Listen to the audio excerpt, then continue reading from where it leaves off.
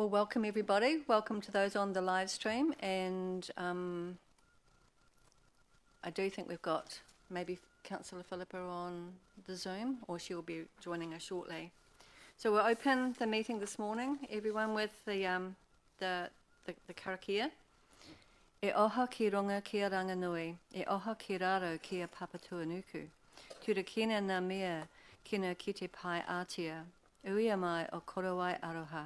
Hei tonga ma mātou ka puta ki te wai ao ki te ao marama. Homie, huie, tai kie. I acknowledge, greet those things above the sky, universe and the heavens.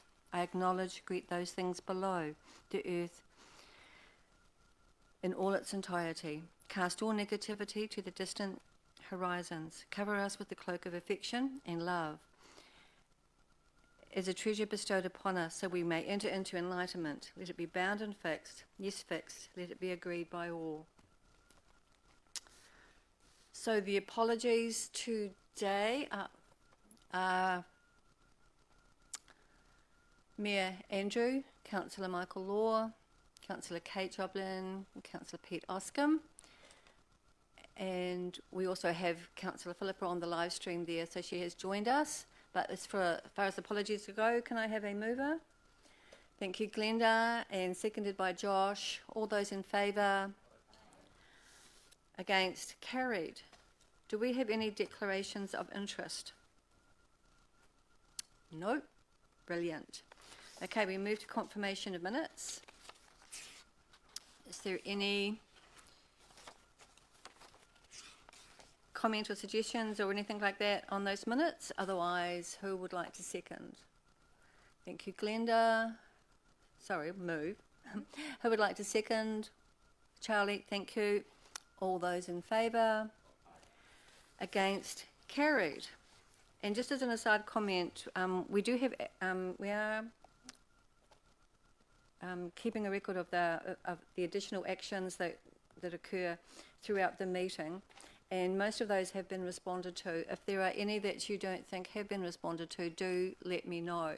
Some of them are coming through the LTP process, and others at other committees or in future agendas. But I think most things have been responded to.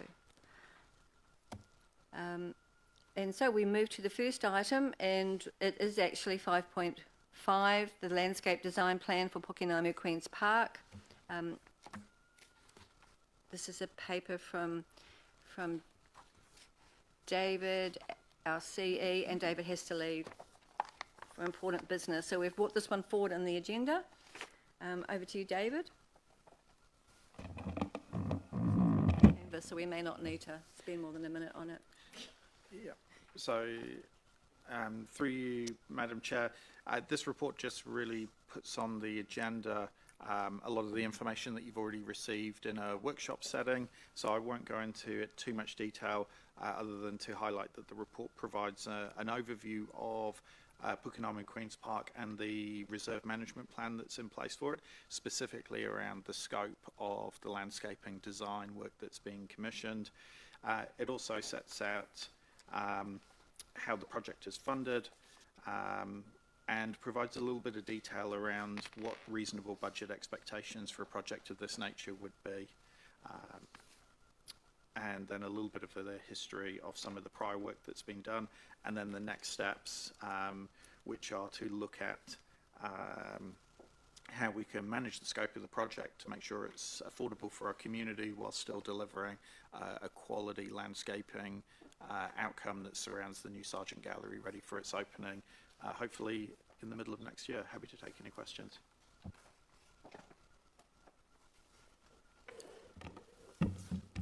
Councillor Helen. Thank you. In terms of the public getting a view of the draft of the landscape plan, at what stage will they see that? I'm sure there's a reasonable interest in that. If I may, I might ask Sarah O'Hagan to just come up and comment on that if she can. Sorry, Helen, can you repeat it? I wasn't paying attention. It's all right. We'll give you I was looking for the deduction documents brownie for point. my next report. It's all good. It's all good. In terms of the public seeing a draft of the landscape plan, when will that be available, do you think, to do that? We're dangerously close to that, so that will go out through our website and push that out, like the other comms that has gone out around the landscape plan. So I would expect that to happen this month. Yeah, thank you. The original contract price was $425,000, and to reduce that cost, council is now just chunking the detail part of the design. The overall design is going to be done, but the detail design for each part will only proceed as we move through it. So, do we know how much this is going to cost us just to do the overall design plus around the Sarjeant Gallery, the detail design? Yes, we've had a conversation with the contractor around that, and the reduction in the scope, to summarise what you've just said, is saving the contract price around $90,000. Yeah. Could we, Yeah. sorry to interrupt, could we take that as an action that we would like to see, even via an email, what that looks like? So what are the changes, and what are the costings that go with those changes, just so that we're aware? Yeah. Look, the figure's what the figure is. My question, I guess, would be, gosh, it's not saving a lot on the original contract price, and we're missing out on a lot, because the detailed design provides, is the whole package. Yep. So I just don't understand it. Most of the work, though, is going into all of the new levels and the new work that's in the immediate surrounds of the gallery. Because when you break it down into activities and the scale of the work that's involved, all of the landscape in the immediate surrounds of the gallery has been disrupted through the construction period. Yeah. So to put that back into a condition akin to a premier park, which is what it is where all the lion's share of the effort was always going to go. Okay. Through you, Madam Chair, just to add to what Sarah said there as well, not only is that first stage probably the more intensive one, a lot of the effort of this landscaping design process also goes into the community and stakeholder consultation processes. So there's not really much opportunity to pare that back. The detailed design and the engineering pieces are relatively modest component of the overall thing, but it's a saving nonetheless. That at in the current rates environment and the cost of living crisis, it's certainly going to give some reprieve to the cost on council. Okay, thank you. Item 8 on this, on page 33, it just says you're engaging a qualified heritage consultant to develop the Pukenamu story. You'll be aware that we've already done that once, about 3 or 4 years ago. We've already developed the Pukenamu story. Has that been made available to whoever's doing the current? I'm not sure, Helen. I'll have to follow that up. Yeah, just so you know, that has been done. Yeah. So through. Can we focus questions too on? I'm almost. Yeah. I am. I'm just going to say, just for clarity, through you, Madam Chair, paragraph 8 just details the scope of what was in the reserve management plan. But yes, part of the work for actually delivering the landscaping plan is looking back at the information and the work that's been done throughout our history. So we're not doubling up by doing something that's already been done. That's super. I'm sure the public will be relieved. Thank you very much. Thank you. Councillor Robb. Thank you. Yes, Sarah, when we were showing the design, there was some comments raised about the adequacy of the car parking, and looks like there was future work to be done in designing that. Has work been done on the car parking element of that design, further work? And are you able to say there will be adequate parking for the purpose that's required with the new gallery? So you're talking about the car parking around between the library and the gallery and on the actual park? Well, I think there's a concern that there is going to be enough parking adjacent to the new gallery, and So it wasn't clear that where it would be. Overall, there will be a couple of additional parks than what there were before the construction started.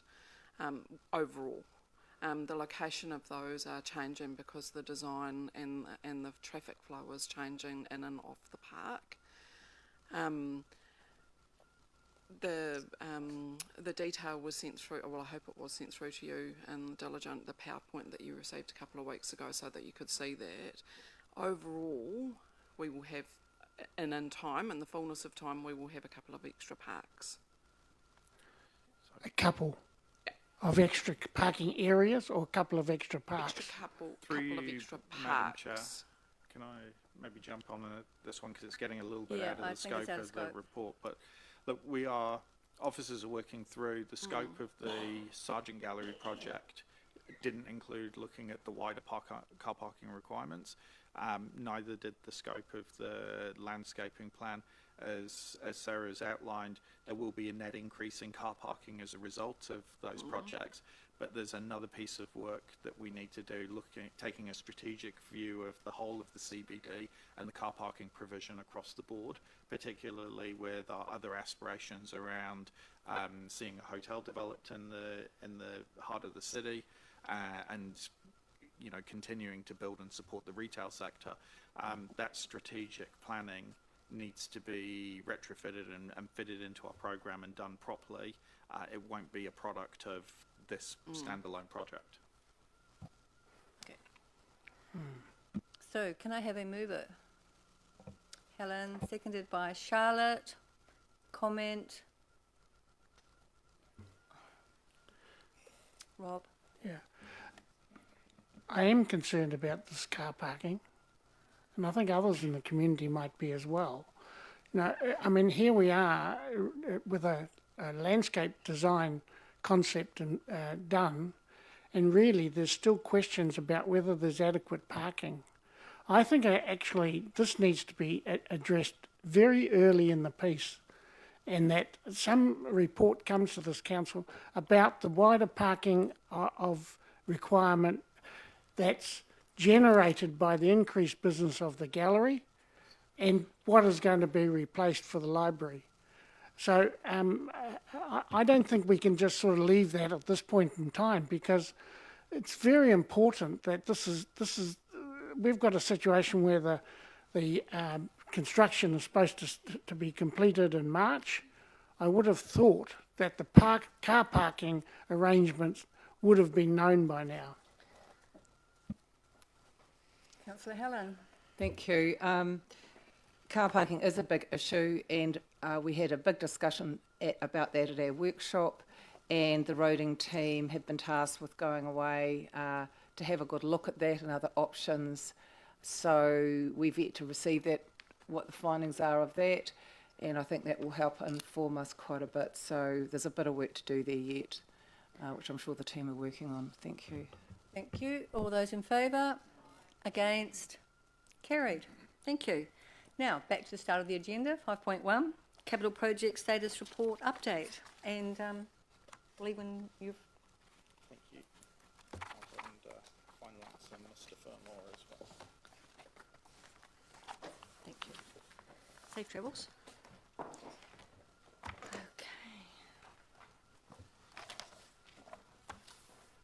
Just to note, before the project managers cover off the two items that are there, we've dropped off the velodrome status update because... I don't know, your voice isn't going through your speaker loud enough. Sorry, For some reason. we've dropped off the velodrome status update because the construction of that has completed. Excuse me, and we've got the full report from the Sarjeant this cycle, so we didn't duplicate, so we've just got the two, just by way of an explanation from me. So over to you, Rosemary. Sure. Good morning. Streets for People, the report's out, so we're still working through, or Diana and her team are working through all the safety audits. Can we just for those who are on the, watching the live stream, could we just identify which project we're speaking to? I don't Right. think that's been highlighted. My apologies. That's okay. Streets for People project. Okay. Yep. Guyton Street and St Hill Street. Yep. Yep. So Diana and her team are working through the safety and briefing stages at the moment. So briefing for arts, rebriefing for the landscaping based on the final street design, SEPTED reports and the safety assessment of the roading. And most of those are nearing completion now, so that we'll be able to fine-tune everything and present the final layout with the landscaping, and visible work will commence early in December, and that's down to scheduling with the contractors through Downers. Thank you. I have a question. It says in here that there's going to be 2 additional mobility car parks. We had a report the other day from Roding about 5 additional car parks in town. Is this 5 plus 2, or is this part of that? Don't know the answer to that. I'm sorry, I didn't know. I'm not aware of the roading report. Sarah, It's we're working with Jason to see whether this is additional or part of the 5. Okay. So at the moment that's unresolved. okay. Be good to report that next time. Thank you.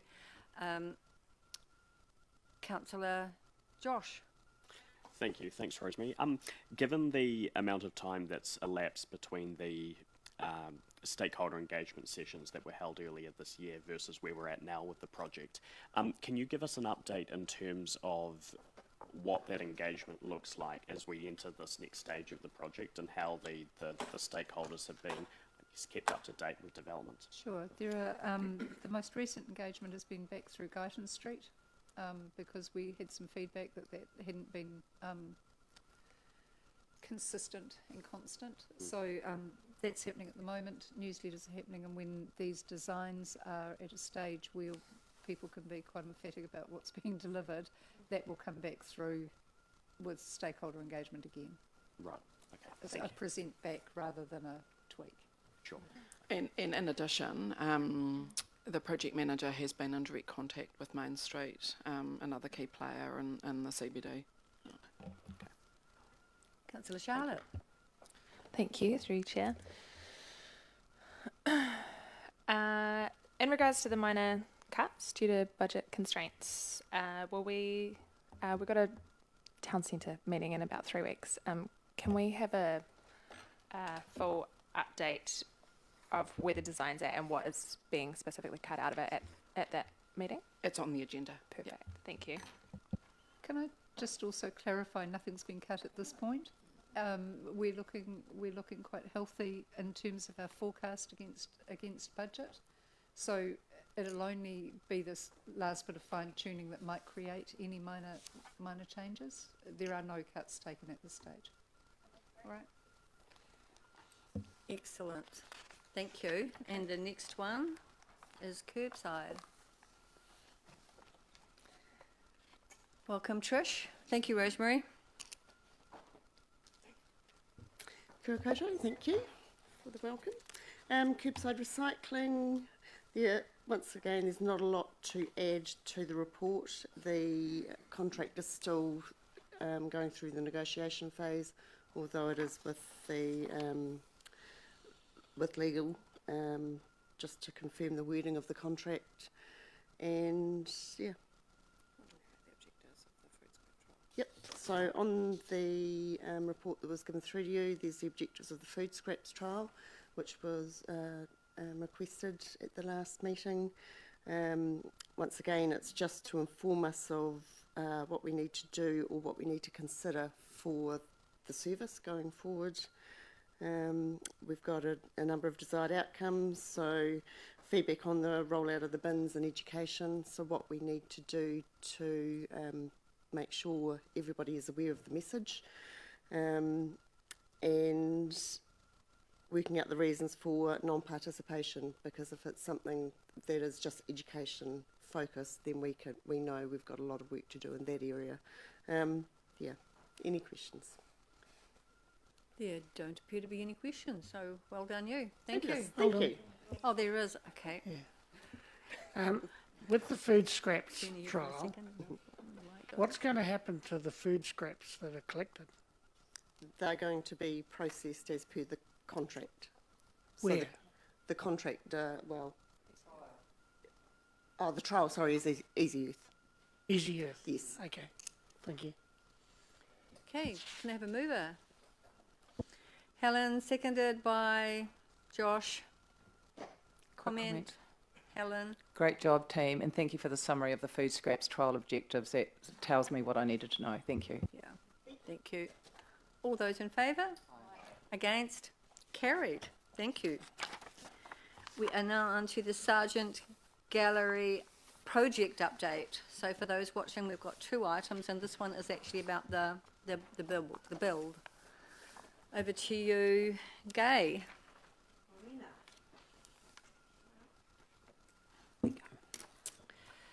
Well, it was good to see the team come through for a visit. I hope you all learned and saw what you were hoping to in that visit.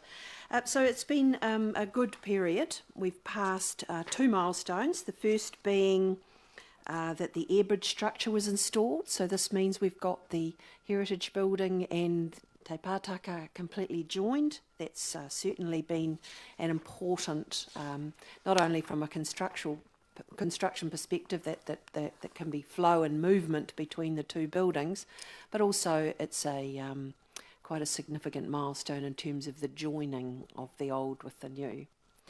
The second milestone, I speak here about the aluminium windows were being installed. They are now fully installed, I can tell you, so that's good to have all the lower level now fully glazed. Of course, the upper level is going to have the dark granite around it, so there's no glazing above. And also, the last of the seismic works within the heritage building was due for completion in October, I've stated here, and that has been completed. So that's good to have all that done. All the heavy lifting done. Yeah. And in terms of costs, so we're talking about still a mid-range of the 68.5, though I have noted here that there is a likelihood or an expectation, in fact now, that there will be an increase of 300 on that due to the higher cost of the extract ventilation system.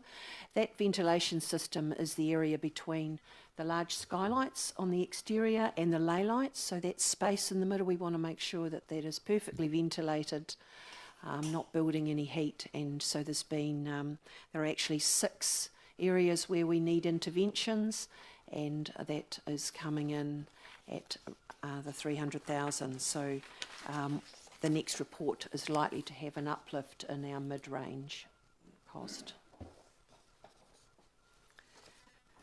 All right, so are there any questions? Councillor Josh. Thanks, Gay. My question's around cost fluctuations. You've mentioned in the report here that a number of the subcontractors have raised the issue of market inflation through Macmillan and Lockwood. How do I phrase the question? To what extent has that or will that materialise in any way that impacts the budget? So when you have a variation, so for example, if there's extra plastering work or there's an extra piece of work that's required to be done, those rates and that particular cost won't have been established, and therefore it will be at an inflated rate, and that's the cost that is at risk. Right. So we do have an estimation within our mid-range for escalations, and we hope that that will cover it, but I just needed to note that we are getting a strong line of continual, we need to increase, and this is what's happening. That's constantly coming through. Okay, thank you. Just a reminder to councillors that questions come through the chair. Councillor Charlie. Thank you. Through the chair. This extra ventilation that you identified as being required, how did you find that hotspot that wasn't in the original design? So we've known it was always going to be a hotspot. It was how it was going to be treated. So this is now newer technology, new information. We hope it'll be a more robust system. So it's way above what we had initially anticipated, but we certainly knew it was a hotspot. Thank you. Councillor Rob. Yeah, thank you. Thank you, Gay. Yeah, it was really great to go through that complex and very exciting. And Question. yeah, wait a minute, please. Comments are afterwards, Rob. Yeah. So the completion date, after the visit, seemed very optimistic. Why are you confident that you can meet the 31st of March deadline? So the contractors program shows that all of the building interior will be completed by that date. Now, I totally expect there'll be people with wheelbarrows and paintbrushes and so on still cleaning up around the edge, but essentially that's the date at which we anticipate we'll be able to start full commissioning, and the staff will be able to start getting in and doing those fit-out activities. But in terms of our construction completion milestone, that's the date that we're working to. Yeah. Thank you. Could I have a mover, please? Councillor Glenda, seconded. Councillor Charlotte. Comments? We really did appreciate the tour through the build as it is, to see the old building coming back. It's just wonderful, and just to see what the new one's going to be like. So it was really much appreciated. Thank you. All those in favour? Against? Carried. Thank you. And our next item, welcome Andrew Gifford, Sarjeant Gallery Director. Over to you. Thank you. Kia ora koutou, and thanks again, as always, for your interest and support in the Sarjeant Gallery project. The report, which you already have, is a very basic update on what I presented last time to this forum, and if I could just highlight a few key points, and then happy to take questions.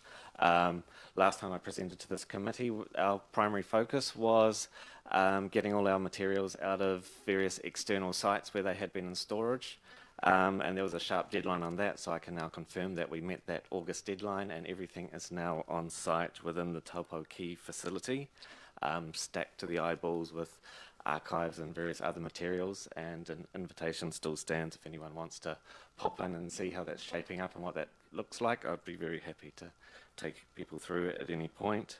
So now the key focus is working through all those materials, readying them for move up to Pukenamu Park after the 31st of March, as well as working on further development of the exhibitions that we will open with, and increasingly focusing on what the opening programs will look like as well. Meanwhile, we've continued to maintain what we can of a typical program without a gallery space. We've now bedded in a regular series of talks, which we've been hosting at the back house each month with different artists that we've been associated with, and I'm pleased to have seen some of you at those events and talks, and appreciate your attendance on those occasions. Other special events as well, which I've noted at the end in a list. And then there's just the ongoing business of running a gallery and managing a collection, the inquiries you get whether or not you're in the middle of a redevelopment that are always flowing through, and other special projects which we would be doing anyway, but in particular at this time are for the reopening.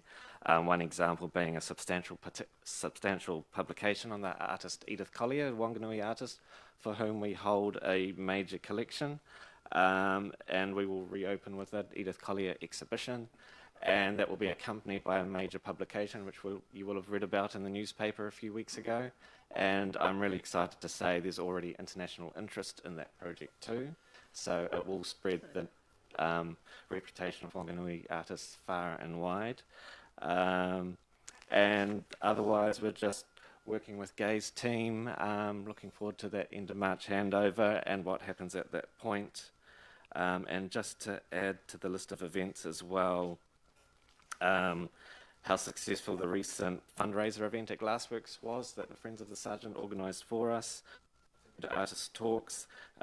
Next up, Curator of Screams is in fact, as colourful as that sounds, curator from City Gallery Wellington and curator from the Dowse Museum, who do projects under that name, looking at various aspects of art history and how that plays out in horror films and other interesting contexts and how those overlap. So that'll be great fun if you get along to that. And our biggie to wind up the year on the 3rd of December, Deborah Waikapohi, who's amazing. Many of you will know her. She's got strong connections here. We've added to that bill through our friends at the Opera School, Stephen Diaz, who's an incredible countertenor. The two of them together, they're really looking forward to singing together. That's going to be one not to miss. We'll be going live with tickets this week, I believe, so don't miss out on that.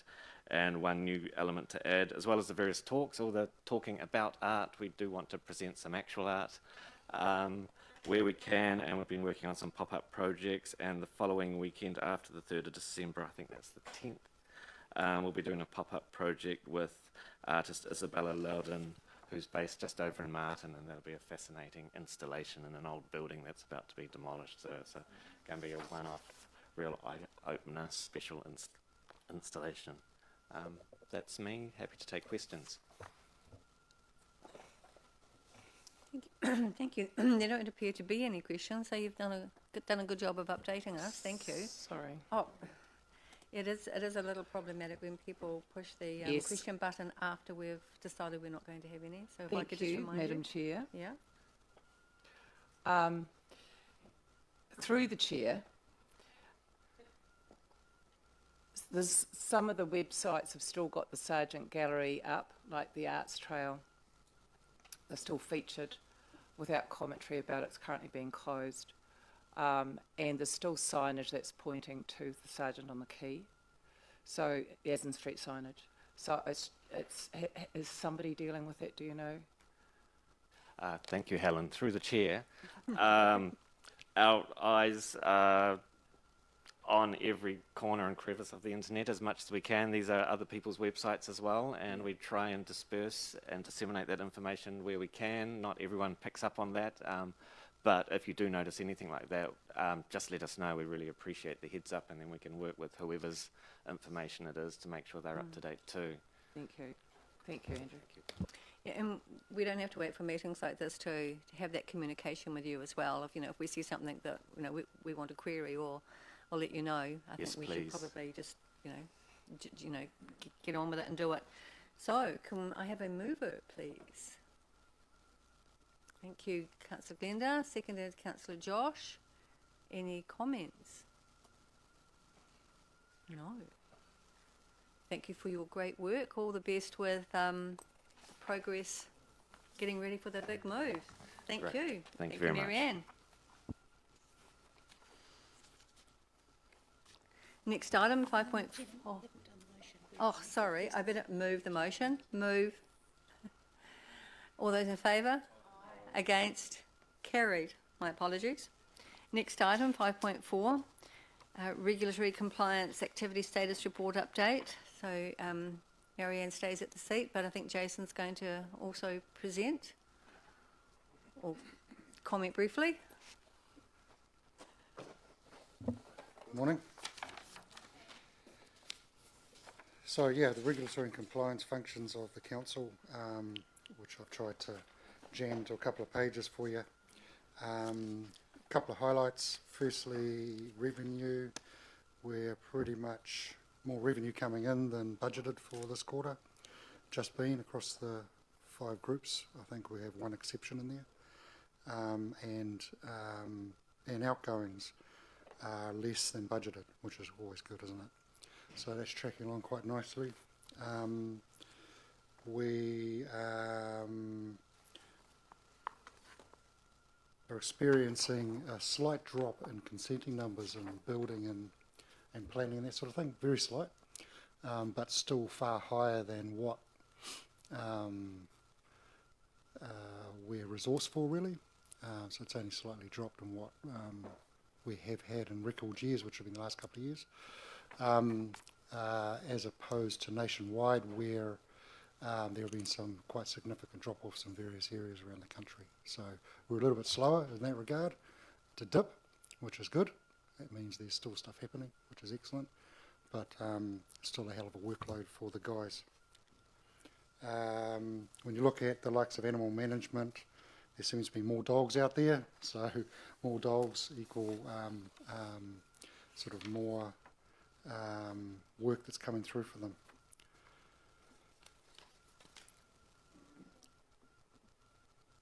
Parking, we're working on, as you guys were, I think most of you were in the session the other day, the parking management plan review, which is well underway. And then looking forward, we've got a fair bit of auditing going on in the new year around building, our annual IANS audit, which is very comprehensive for our accreditation to be able to operate as a consenting authority as a TA in the building area, which is, you know, we perform very, very well every year. So no doubt we'll do that again, but it is a lot of work and hoops for the guys to jump through. And yeah, we're really business as usual really for everything else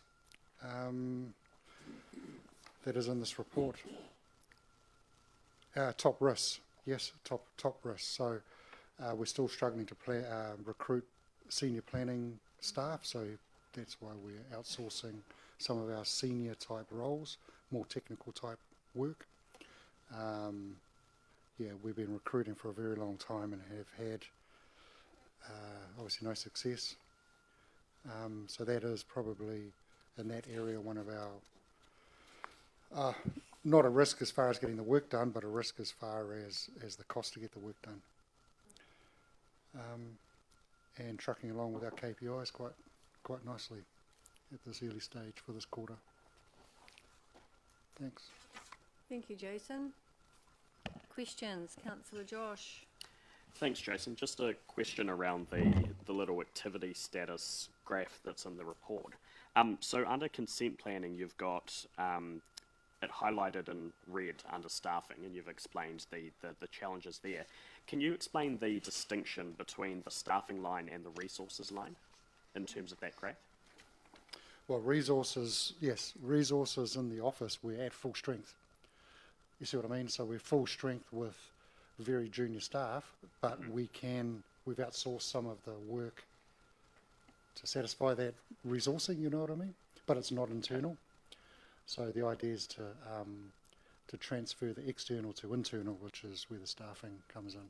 We don't. So I'm still not quite understanding what I should infer when I look at the differences between staffing and resources, though. I mean, it sounds as though it's kind of a bit of both separated out between two. Yeah, it is a bit of a crossover. Yep. So overall, we've got the capacity in the office to do stuff, but a lot of that work, or some of the work, has been dealt externally. The idea for this was to explain that, you know, say if we had that senior staff employed in the office, bum on seat, we won't need to use those external resources, so that'll be satisfied. Okay. But currently it's not, and it is difficult. Great. Okay, thank you. Councillor Charlie. Yeah, thank you. Well, although we talk about animal management here, there's nothing specific to the dog pound. Just wondering how it's going out there and with the dogs, any of the dogs are suffering because of the shooting range is handy. No, I've had no reports of that. The shooting range, yeah, I've had nothing from the staff of concern. At times I've been out, I've heard it, it's been minimal. Yeah, nothing that I know. There was soundproofing done in the construction as well, in the kennels, so some real good soundproofing. Because the heavy guns behind the pound have been closed down for some months now, but I believe they're starting up again. And I was out there last weekend and the pistol club was at full cry and it was pretty noisy. Yeah. No, I've had nothing back from them as concerned. And I've heard it myself out there plenty of times, heard the guns go off, and it's not nothing to be concerned about. I think if you had horses in a paddock, it'd be a problem, but we don't. So. Okay. Thank you. Councillor Rob. Yeah, the parking meters appear to be going pretty good. What would you consider the level of the user satisfaction with those new meters now that they've bedded in? do you think there's a high degree of improvement over the previous system that the public have reflected? Yeah, I mean, I'll be hard to guess on who's satisfied. Not too many people are satisfied putting coins in a meter, but No. I think that ease of use, I mean, you've got 3 ways of paying now rather than 1, you know, and we've noticed a trend on an increase in sort of either app or sort of pay wave paying rather than coins. So obviously under the old regime it was pretty much all coins. You had the odd app here and there, but now it's pretty close to a 50-50. So that trend it's closed right up. So for ease of use, it's a hell of a lot better. Yeah. Not sure. I mean, if we've got it 100% right, but yeah, I mean, we're always open for feedback on that. So the only comment that I hear occasionally is that Comments are later. This is question time. no, but it's a question for him. Thank you. Is that when you move from one zone to the next, your time doesn't transfer, you know, and one of the things we sold on this new system was that you could transfer your time. Is there any technical way of making that happen, Jason? Yeah, no. Basically, if you move within that zone, not a problem. And we've tried we've explored the cross-zone thing, and it just cannot be done. Okay. Yeah, it's unfortunate, it cannot be done. There is also, the other way of thinking at it too, is if you might pay a lower amount in a lower zone and then jump in your car and zoom over to the higher one over, you know, so it goes both ways. But within the zone, if you look at Vic Ave, you could pay in block 1 and you can have a field day in the other 3 blocks on the Ave, not a problem. Councillor Helen. Thank you. Through the chair, I would think that if all the parking costs were the same throughout the whole of the CBD, then we could change that because it would all be the same price. That is true. Yeah. Thank you. Thank you. Thank you very much, Jason. Great report. Can I have a mover? Councillor Charlotte. Can I have a seconder? Councillor Charlie. Thank you very much. Comments? Councillor Charlotte. Thank you, through you, Chair. I just wanted to point out how much information was jam-packed into a very concise report, so well done for that. That's great feedback. And I have to comment too that I don't have to help as many people with the parking meters, but the biggest problem that some of the older folk have is, which slot do I put the money in? You know, it still confuses a number of people. So, all those in favour? Against? Carried. Thank you very much.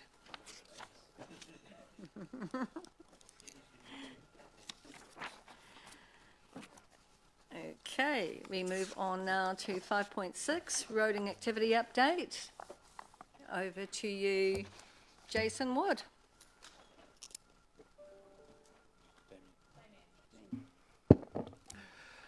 Thank you. Damien Wood, sorry. That's all right. My apologies. That's all right. Yeah, I get called well worse than that. That's unfortunate. I'll take the report as read and just go through a few of the highlights. You'll see under emergency works that the resources is indicated in the amber category there. That was the case at the time that the report was prepared. That was a number of weeks ago.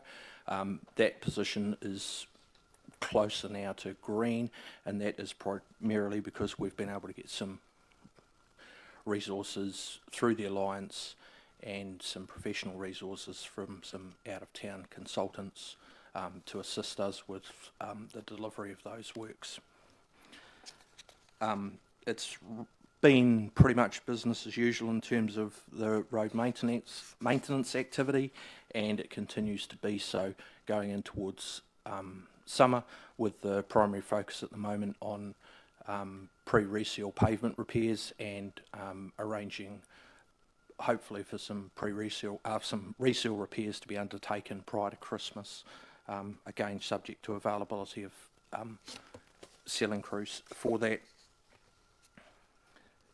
We still continue to be under pressure in terms of our budgets and expectations from the community in terms of the services that we provide, so you'll probably hear that from me more often than not. We are making progress on the critical footpath repairs, and we've begun work on our footpath renewals program. Probably most significantly is the Harper Street footpath, which has had the next section of that repaired. That was in pretty bad condition, so it's been a highlight of the last month. There's just some road sealing that remains to be done there to complete that project, and we will look to carry that on to the next financial year if budgets permit. Our top risks remain around the maintenance budget allocation from both Waka-Kotahi and Council. The impact of forestry impact on our sealed roads is more prevalent this season than last, where it was predominantly on unsealed roads, but the nature of the sites of harvesting this year have hit our sealed roads more. Other risks, material and labour prices are still increasing, and we're still dealing with a deteriorating road network. I'm happy to take any questions. I was of the understanding that there was going to be a brief video. Was that not able to be organised? No, not the latest one. We've had some slight delays on Som Parade, so I had hoped to be able to give you a time-lapse video of the progress at Som Parade. I will share that separately, probably in about a week's time, once I've got the latest version of that from the Alliance. Okay. Thank you very much. Great report. First question, Councillor Helen. Thank you. Through the chair, the Anzac Parade repair highlights the erosion risk along our river, and who's responsible for paying for or maintaining that riverbank?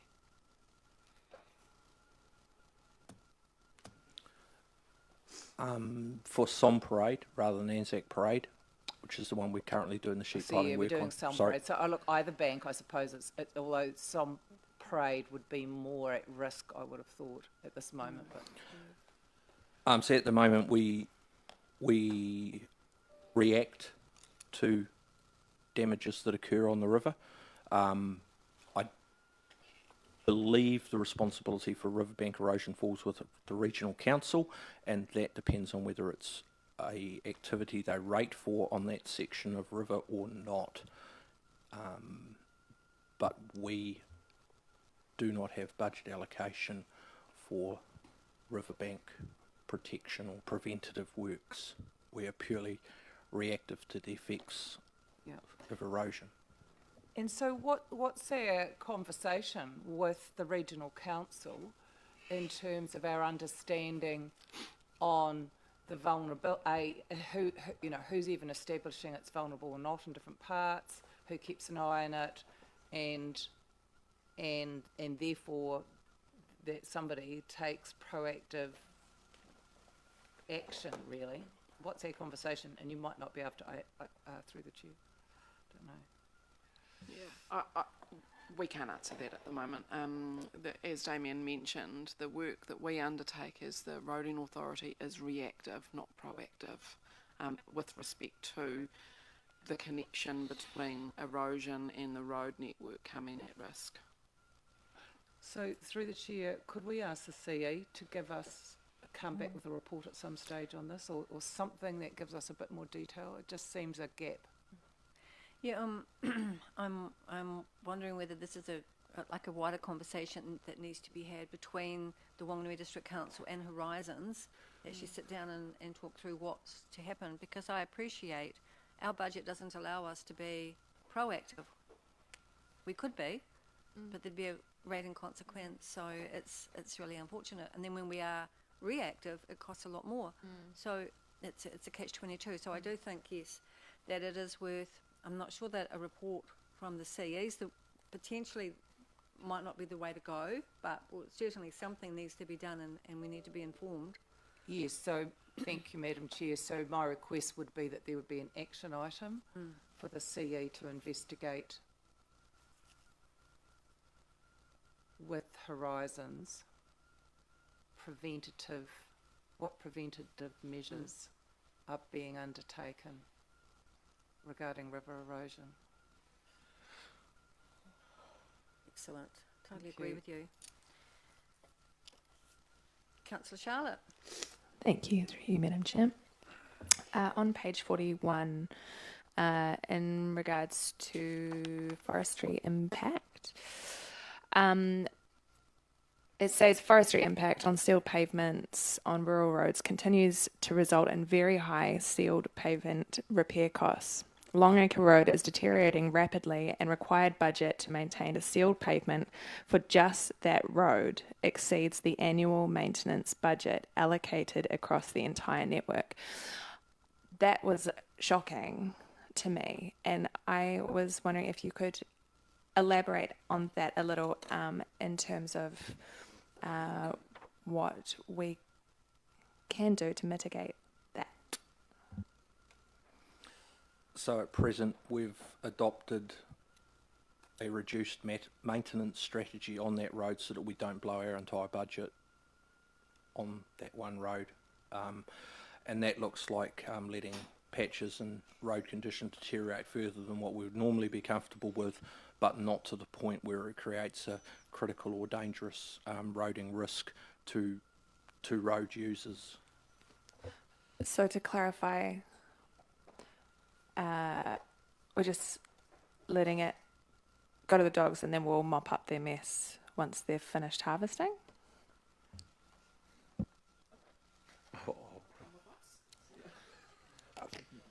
That's a way of wording it. Thank you. Councillor Ross. Thank you, Chair, and through the Chair.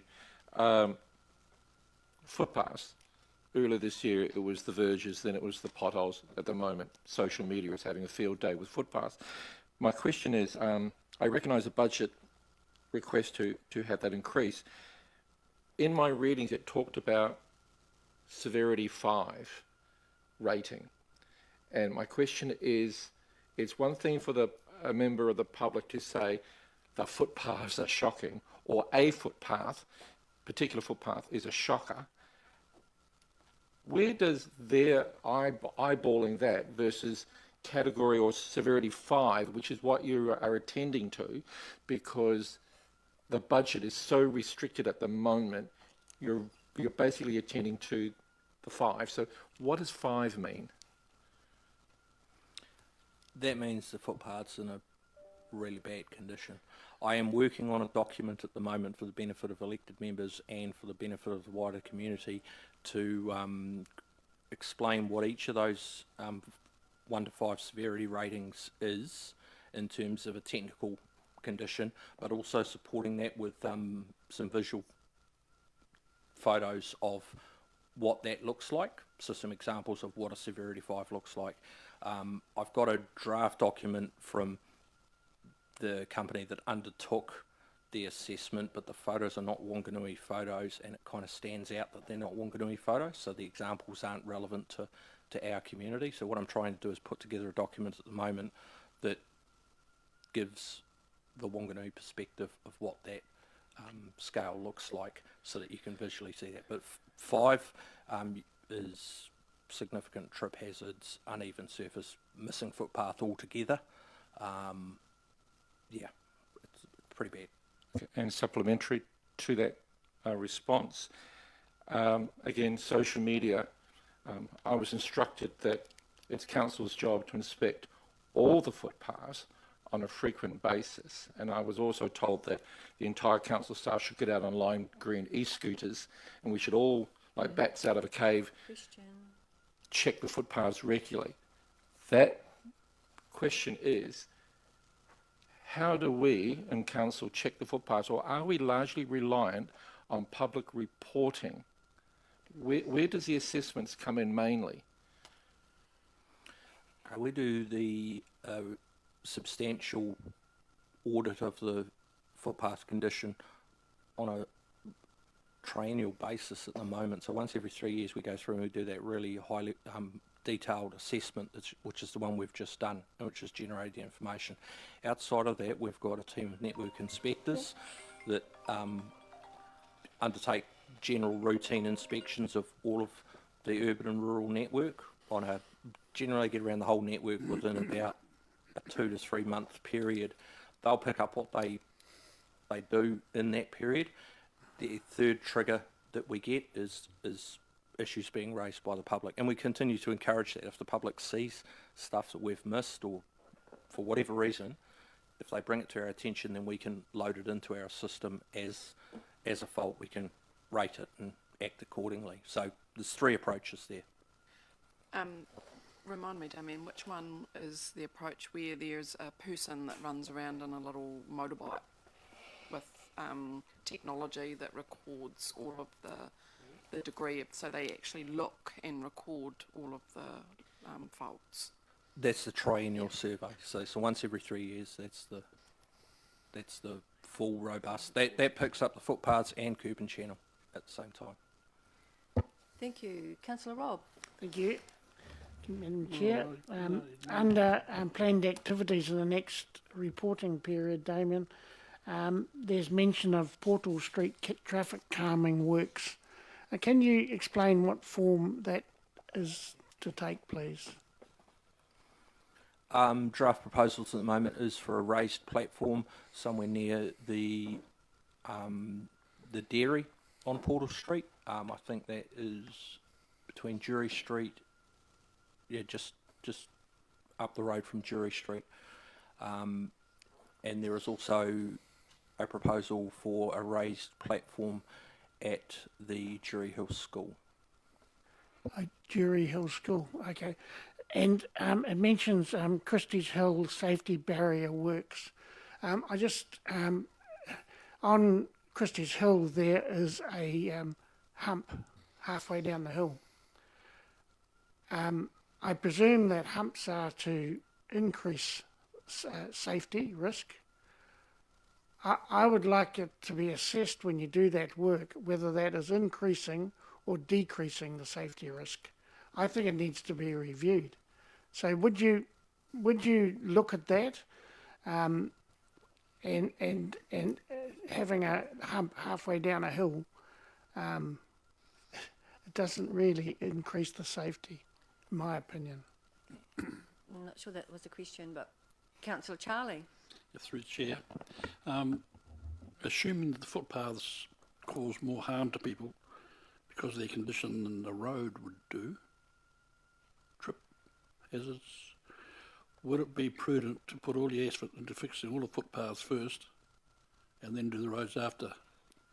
As Councillor Charlotte said, you can mop up the roads afterwards.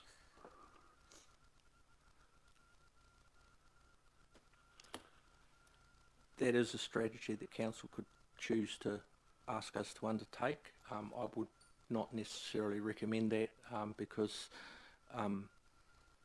we've got a KPI that relates to deaths and serious injuries. We need to maintain the roads to a condition where they're not likely to result in deaths or serious injuries. That's not to say that the same can't occur on footpaths, but it's about balancing the budget between the two so that we're reducing council's exposure to risk in both areas rather than just one. Just to add to that, the risk of harm on a road when there's vehicles involved is far greater than the risk of people walking and falling over. That'd be regardless of the road surface, though, wouldn't it? So is the risk greatly increased if the road conditions are not so good? Oh, I see the question. Yeah, if you've got a poor condition road, say with large heaves or large depressions, then it becomes tougher to drive down. If you're doing the posted speed limit as opposed to the appropriate speed for the conditions, then You're not going to trip over it, though, are you? You just drive accordingly, you'd be fine, wouldn't you? Moving on. Thank you, Damon, sometimes called Jason and other things. And Sarah, can I have a mover? Thank you, Ross. Seconder, Councillor Helen. Comments? Any comments? Councillor Helen. Thank you. Waka Kotahi subsidise, if you like to use that term, our footpath budget by 60%, I believe, and hopefully that's going up to 64 in the next budget round. So we are reliant on them approving whatever we spend on footpaths. It would be really great if the government were to increase the budget allowance, and when you think of the costs through the health system of people falling and hurting themselves, what could be saved in EDs would be quite huge, and disability, etc. So, you know, it'd be great to have a more holistic process to government funding back to council so that we could actually get on and do the job. Thank you. Well said. Councillor Charlotte. Thank you, through you, Chair.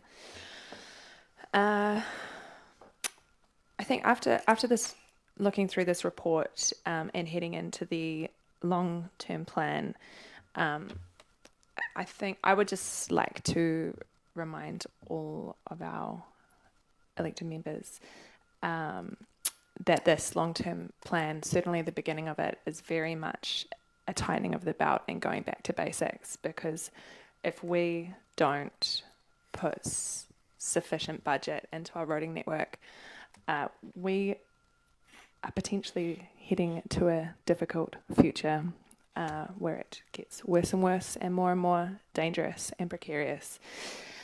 Yeah, I didn't anticipate coming into this term not being able to be visionary, but I think it'll serve us well to be visionary in the roading department. Councillor Ross. Oh, thank you.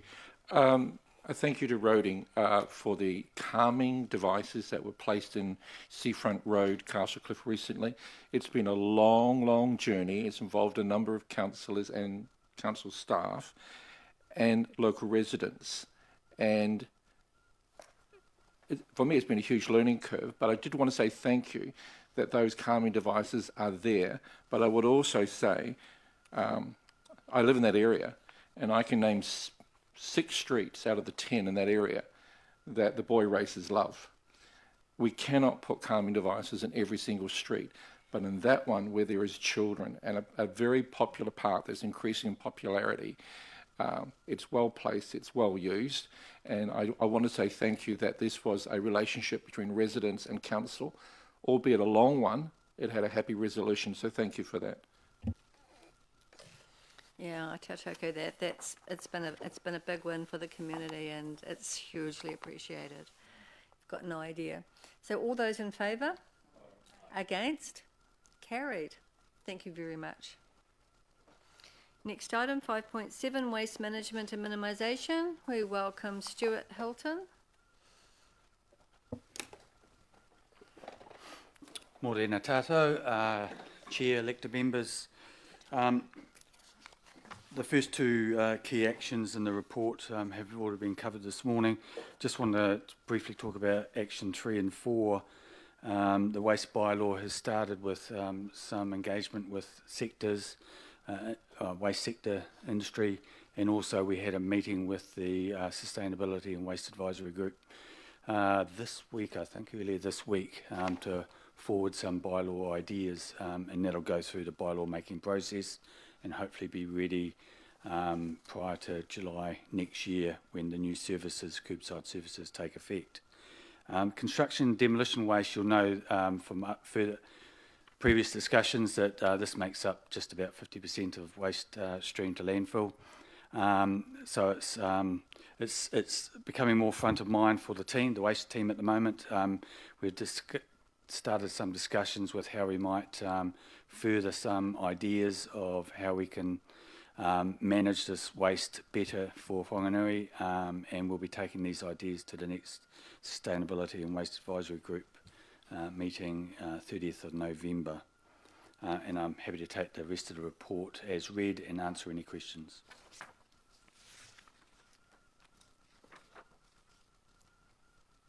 Well, there you go. There doesn't appear to be any questions. Thank you for a really good report. May I have a mover? Councillor Josh, seconded by Councillor Charlie, and comment, Josh.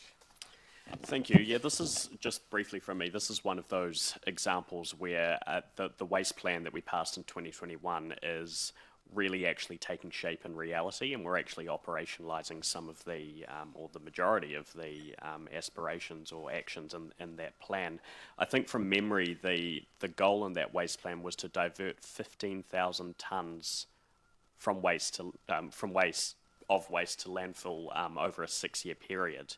And I think we're well on our way to doing that, particularly with the curbside recycling contracts and the food waste coming in later, as well as all the other initiatives going on, and having a really well-resourced waste team as well. So congratulations and well done. Councillor Helen. Thank you. Thanks for the report. And it's good to see that the eyes of the committee will move to construction and demolition waste. It's a huge issue. And you know, there's lots of areas, I suppose, in our community where waste is not being collected appropriately, and I really look forward to seeing some real movement in that area. Thank you. So Councillor Helen's taken my comment, so well done. And all those in favour? Against? Carried. Thank you very much. Now, I'm not sure whether we're going to have Kritso come into this. We are running a little ahead of time. So, it's a tiny bit soon for a break, but how about we break now just for 10 minutes and then we come back, because we are doing good for time, so I really appreciate that, guys. So a 10-minute break. We will be, I can't see that clock up there at all because of the glare, but we will be back at 11 minutes to 11.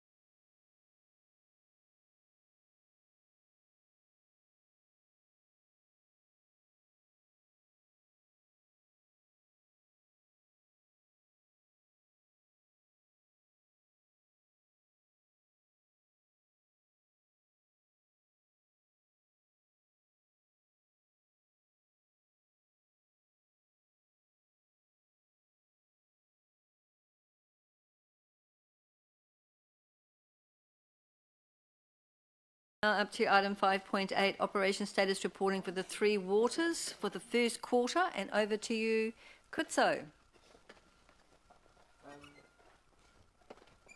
Can you hear me? I can hear you. Okay. So, yeah, for the activities, the main focus for us is to get some capital projects and capital works delivered as per the annual plan. So there's an accelerated procurement process underway. Many of those projects are about to be released to the market or have been released. So that's one of our main focuses. And then operations of the Three Waters networks are as per normal.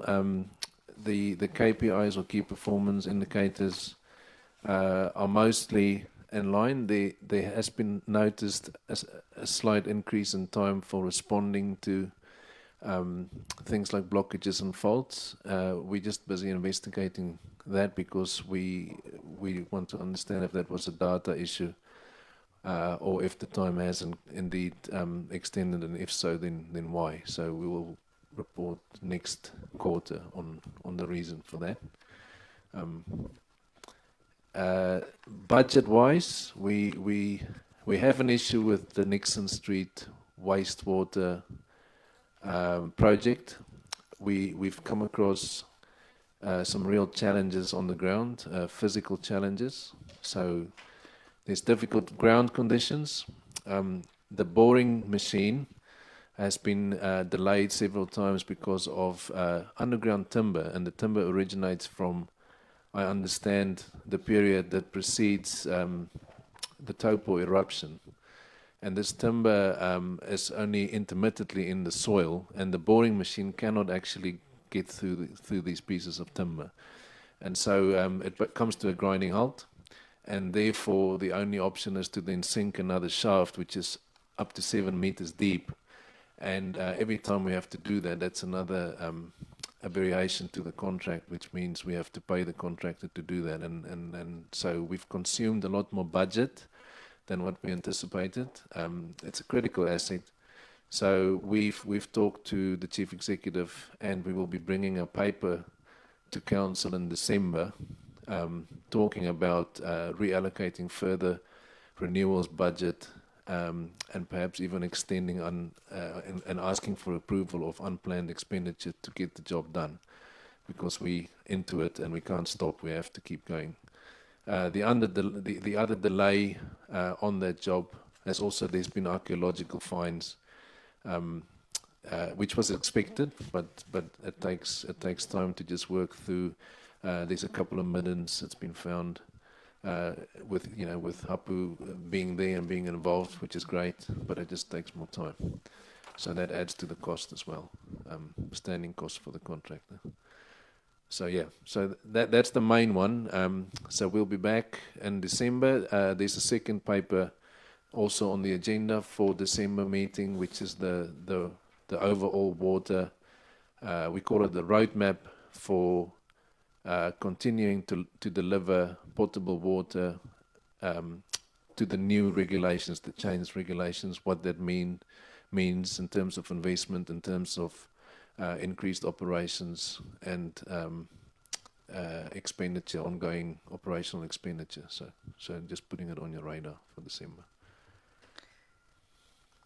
Thank you. Do we have any questions? We do. Councillor Ross. Rob. Thank you, Kritso. It must be hard work with your accent this week, especially after the cricket last night. It was a double blow. It's not hard work for me, but yeah, okay. Good. I just wanted to be updated of the public's benefit about 3 areas of concern with flooding. One being Tūrara Road, another being Mannington Road, and the third being Pūtiki Drive. Can you just tell us what current work is planned? Okay. So we'll take one at a time then. So Tūrara Road, there is a very large rural catchment that contributes to that specific location.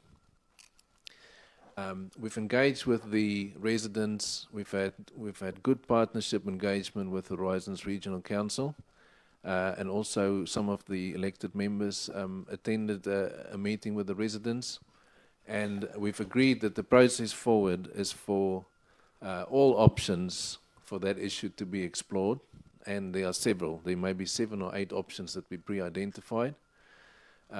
That we will be engaging with the residents to work through the practicalities of the options and even maybe identify options that we haven't thought about. Now, we've appointed the consultant, and it's a jointly funded report between Whanganui District Council and Horizons Regional Council. So that report will be delivered in March next year. So the work is just commencing, only just now. So that will bring forward preferred options, a preferred option from the 7 or 8 options, which can then be considered around both council tables, because it may end up that some of it is done by Horizons, some of it by Whanganui District Council, or maybe just one of the councils. So we'll find it out in March. So that's Turua Road. The residents have been quite supportive or receptive of the process, and I think it's a good process because their input is now going to be embedded into any of the options that's going to be brought forward for consideration. So that's Turua Road.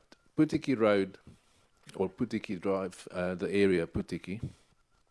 The flooding issues there's the Ngatarua stream, and there's really only 2 properties that are being flooded often, which is the Kaumatua Flats, and then there's the Rebetes property. None of those flood above habitable floor level, but nevertheless, it's been recognized as an issue, quite a complex issue, because there's also the river flooding, and the river flooding in many ways is a larger risk to that community than the Ngatarua. The Ngatarua is maybe a nuisance flood. The river flood would be a disaster type flood. There's work underway at 3 levels. So the one is the long-term climate change adaptation, which Massey and the Deep South project is leading and engaging with the community on, and that's focusing on resilience and responses in the face of projected long-term climate change. So it's more an adaptation type response. Then there's a study or a report that's only just been released last week from Wakakotahi on the culverts and what it would mean to upgrade culverts on State Highway. And so this is their asset. So this is over and above the report that was commissioned in, I think it was 2002. Rob, you would know, eh? 2009, I think. 2009, sorry, 2009. And so this is an addendum, on a further report on other options that were not identified at the time, but also more up-to-date costings, and then also pointing to who are the ones that would need to do the work. So that report, I believe there are further options to be explored, and we are now working with Hapu representatives and community representatives to build out even more options, because the ones that's been proposed has only been really looked at from Wakakotahi's perspective, which includes maybe a flood detention dam, upgrading 4 culverts and a channel. It's not just 1 or 2 culverts, it's basically 4 culverts downstream and then the channel, and then a few other bypass options that they've proposed and which has been costed or estimated. So that is still underway. It's not concluded yet. I would say by the end of this year we would be close. And then the third stream of work for Putiki is just making them and helping them be really responsive and resilient to a flood event which could happen any time. So the river event, the 200-year event, it's not something off in the future in the long term, 100 years from now. It's something that could happen next week, or next year, or in the next 5 years, or in the next 10 years. And helping the community to be better prepared, to have better local resourcing in place, have their own flood response plan well understood in the community, and being able to execute it at short notice. So our emergency management team has been working closely with them, and there's a group that's been set up. They've actually lodged some point of entry business cases for consideration for funding for some of the short-term resilience needs to council. So keep an eye out for that. So that's Putiki. And then Mannington Road. So Mannington Road is completely outside of the urban area. There is no stormwater infrastructure available. It is a closed catchment. There was a roading project done there in the past. But yeah, there's no infrastructure available there. So any response there would have to consider new infrastructure, which currently is outside of any of our growth plans. We have commissioned some more work to understand what that would mean if there was a service to be provided. That report will be available by the end of this year. However, in the light of all the other constraints on growth and pressures on where growth needs to be serviced and where infrastructure investment is to be directed, it's unlikely there would be any recommendation for new infrastructure there, and that's just how it is now. Thank you, Kritso. So that's it. Great. Councillor Charlie. Yep. Thanks, Chris. So through the chair, as far as Putiki goes, if you protect those other properties that you spoke of, does that increase the problem across the road on the riverside of? Yeah, so that is part of the issue. Part of the issue is upgrading the channel would. So when I say the channel, it would be all the way from State Highway, basically at the back of the diocese, where the church is, right through over Takarangi Street to the river. That whole channel would have to be upgraded and reshaped or recontoured to be an ideal cross section. Okay, it includes 4 culverts, and it's not that you do one; you need to do all of it in one go, or you may as well not bother. So.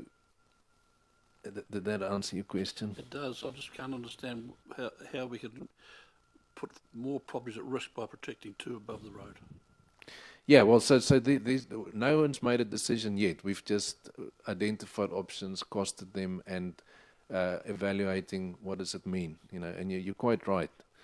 For for the cost of upgrading all that, the 2 properties could possibly be. Either there could be a project for uplifting or even just retreat, Yeah. Certainly the trust that looks after the Kamatua flats through this process has really come to grips with the fact that they have to do something for their people. And in the long run, those flats would have to be renewed. And they are starting to look at options for when that happens. Can they also be lifted up and the whole section be built up to be out of the flood level, which is good. Yeah. Thank you very much, Kritso. Informative as always. Can I have a mover? Ross, and a seconder, Councillor Charlie. Comments? Rob. Thank you. Thank you for your presentation, Kritso, and I appreciate the issues around those 3 areas that I raised. What I want to say, though, is that you mentioned about a past report of 2009.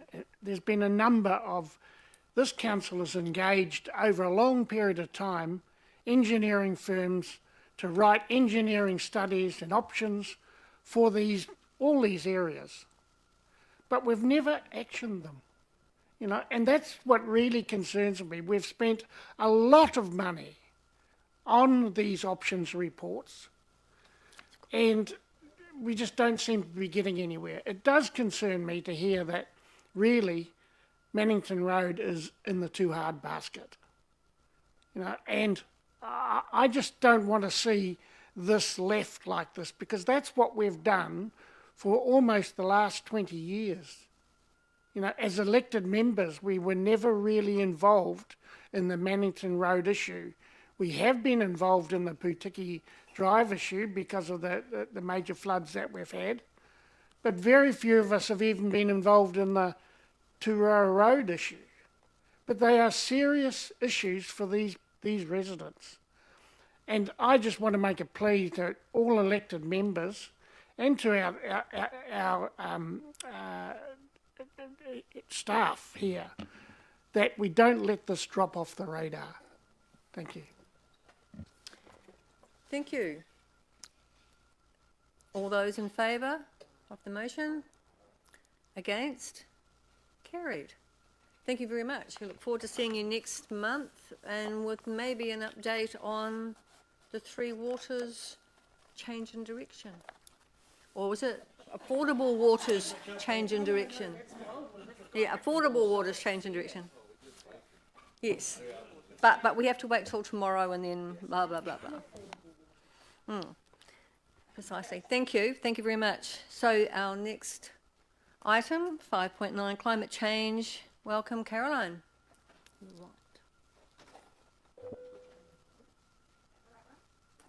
That one. Kia ora koutou. Today's report's to give you an update on the Council's climate change work programme. Particularly, we thought it timely to update you on a few important things that have been happening.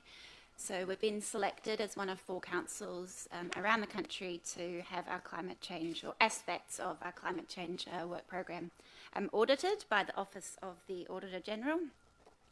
So we've provided the auditors with a high-level overview of the key actions we're taking for adaptation and mitigation, and we'll be working with them to select areas that they'll be taking a deep dive into.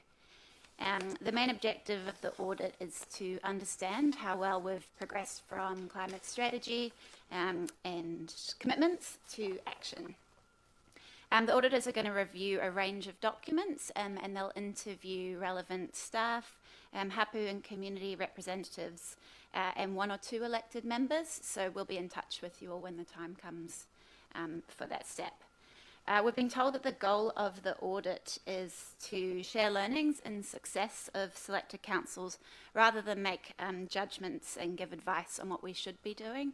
Overall, we see this as quite a good opportunity to share what we've been doing and to raise awareness.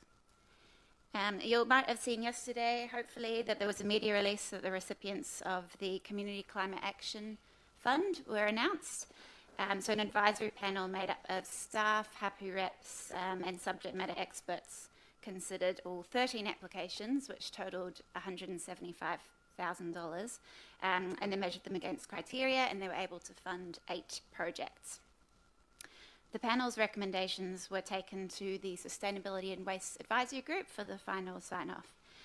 And the panel and I would really like to thank everyone who applied for the fund. The quality of applications, once again, was really high.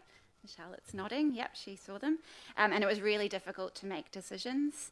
And it was also great to see such a wide variety of topics covered. We've got a really creative and passionate community in Whanganui who want to make good things happen. And that's really heartening to see, and we're excited to see what they're going to do with the funding. So this is a 2-year trial, this funding, and it's now going to be reviewed, and we'll decide what we're going to do next year with it. I also wanted to thank the panel because they go through quite an intensive process to decide who gets this funding, and it's not an easy decision, and a lot of background work goes into it. The last thing I wanted to cover off before we open for questions is the bottom of the report. I've just included an overview of some of the central government consultations that are out at the moment, because there's a lot of moving parts here, and this is hopefully just going to give you some clarity over how different things are fitting together. And yeah, I'll open for questions.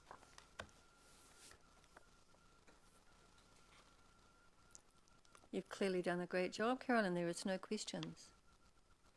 Thank you. So, thank you. I'll ask for a mover. Helen, thank you. Seconded by Josh. And a comment from me.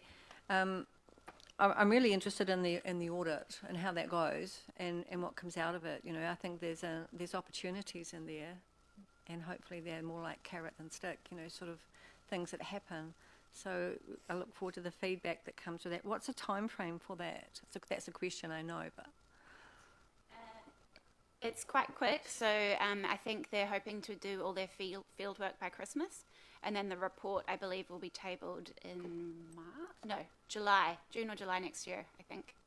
Thank you. Councillor Rob. Yeah, thank you. In this time of real pressure on rates, I'm concerned about this $100,000 expenditure. Because when we got together, we decided that we would do something for climate change. And to my mind, what the effort should be going into is reducing emissions. You know, and what concerns me about this money that's being spent here, if you look through this list of receivers of this fund, we look at it, 20,000 for an educator at the Bushy Park. We look at other learning environment, climate action.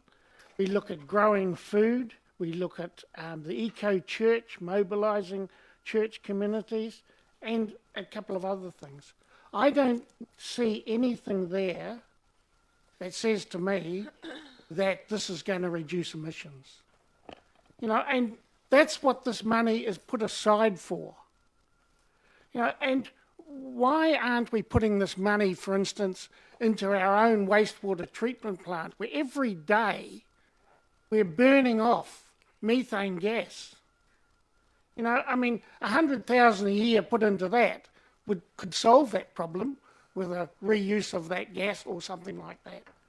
There are things in this community that could reduce emissions. Either they're not coming forward or we aren't proactive enough in going out and finding out where the emissions are being generated in this community and start to address it. This here is a great example, this 100,000, a great example of virtue signalling. And I think that we should rethink this $100,000 and make sure that we can actually say that it is doing something about addressing climate change. Thank you. Councillor Josh, I think, was first. Thank you, Madam Chair. Several comments. The first is to acknowledge that we can't look at any one of these initiatives around climate change in isolation. We've got to acknowledge that this is part of a broader climate strategy that this council adopted and endorsed, and has now been operationalised through a number of different mechanisms. And I find it interesting that the previous speaker has chosen to highlight emissions reductions only, because as we all know, this is also about adaptation, and a lot of the learnings that we will identify that allow us to adapt to the impacts of climate change will be identified as part of the climate risk assessment, which this council funded as part of the long-term plan. But just commenting on some of the previous speakers' observations about the funding that has been allocated, I feel like we're looking at different lists, because what I see here is a whole range of initiatives that will actually, in the long term, have an impact on emissions. So, for instance, if you're to pluck out one of them, and I've lost my place momentarily. So House of Science, climate change kits for schools. Well, we know that if we educate the next generation around the impacts of climate change and about what they can do to reduce emissions and prepare for it, then that has long-term downstream consequences. We know if we help people to grow food themselves and have food resilience, then we potentially lessen the amount of waste going to landfill, which has an impact on methane emissions. We've got a wetland development project which acts as a carbon sink, for instance. Mm-hmm. So I could go on, but I just feel like the previous speaker and I are looking at completely different lists. Thank you. Right, no, point of order. Councillor Charlotte. Thank you, Madam Chair. If only the prior speaker's words had have been uttered 40 years ago. We may not be in a position where we so desperately need to be working towards adaptation and resilience. I would like to echo the presenters' words and thank all of the panel who were involved in this very diligent process, and also everyone who applied for it. Thank you to everyone in the community who is working so hard towards making our community a better and more resilient place. Thank you. Councillor Helen. Thank you. First of all, I want to really thank the staff who do all the work and are actually tasked by us to do it. So I am sure that any of the commentary made around the table today is not about the credibility of the work done by the staff. They are merely doing what we have asked. So it's about what are we going, is there, and it's always a perception of the value of the money spent, and that is what we're looking at in the next coming LTP discussions. We're looking at every budget line. So that's a really good place for councillors to bring their robust arguments and commentary. And yeah, that's enough said. So thank you. Thank you. Yeah, I think there's a time and a place for everything, and I think where commentary is unproductive, I think it's a bit of a shame. There's two elements to climate change. We're all aware of what they are. They're mitigation and adaptation. Our ability to affect the mitigation aspect of it is limited. It doesn't mean that we shouldn't be doing it. It doesn't mean it shouldn't get a focus. It definitely should. But it is certainly the area where we have the least opportunity to really make a difference. What we are going to have to face, though, is the consequences of climate change, and that leaves us with adaptation. And when I look at this list, because I looked at it too and I thought, oh gosh, that's $100,000, my gosh, you know, it's all gone to lots and lots of different little things. But then when I look at them individually, I see where they could go. I see what the outcomes of these could be, and the preparation that this community, wider district, needs to make towards adaptation. And I think it's absolutely critical. So thank you very much for all the work that's done, and to the people involved, and particularly in the wider climate strategy. And I will put the motion. All of those in favour? Against? Carried. Thank you.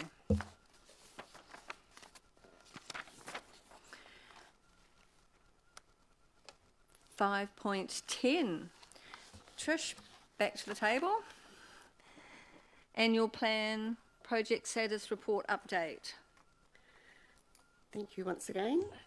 First of all, I just want to apologise for the small font of the report. We're just currently working with finance and streamlining what the reporting will look like going forward. So I just wanted to acknowledge that if you've got fabulous eyesight, it's great. If not, sorry. Yeah. Just to highlight that things are looking pretty good. We've got about 7 projects that are currently sitting in red status. But as you'll see, there's been some of them that aren't going ahead because of carryovers, so they've gone to the point of entry business case next stage. Some of the projects have been reassessed, and the rest have been accounted for in the point of entry business case. So all in all, things are looking pretty good.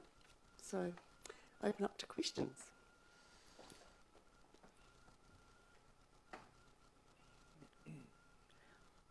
I do have a question. It's the second page.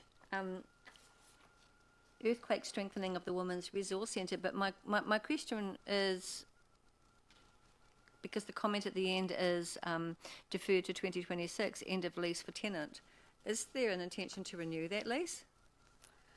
I can't answer that, sorry. Okay, that's but okay. Yes, there will be. Yeah, cool. Thank you very much. Councillor Josh.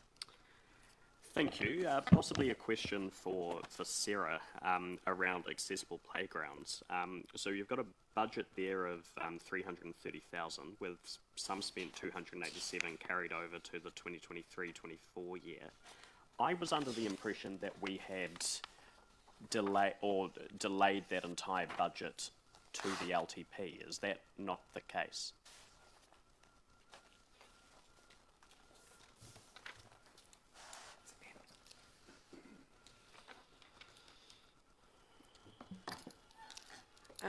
The expenditure against that code has gone, I think, has gone out to Castlecliff with the slide and the improvements that have gone on out there. What's outstanding will come through into the LTP process. Sure, okay, that's good clarification, thanks. No more questions. May I have a mover? Councillor Charlotte, seconded. Councillor Charlie. Comments?